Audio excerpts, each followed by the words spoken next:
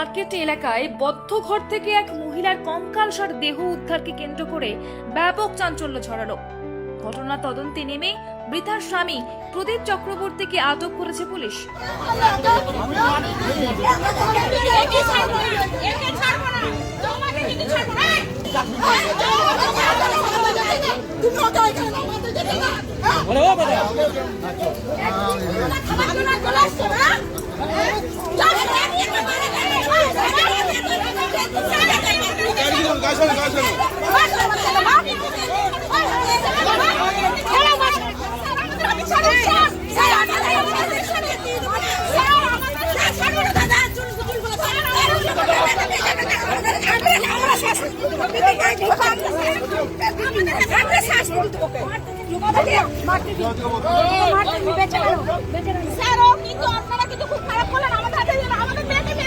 স্থানীয় সূত্রে জানা যায়, ডি সেক্টর এলাকায় তৃণমূল শ্রমিক সংগঠনের কার্যালয়ের পাশেই একটি আবাসনে স্বামী প্রদীপ চক্রবর্তীর সঙ্গে থাকতেন বছর 55 ছবি দাস।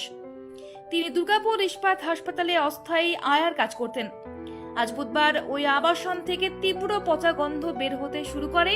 দুর্গন্ধ তীব্র হওয়ায় প্রতিবেশীদের সন্দেহ হয়।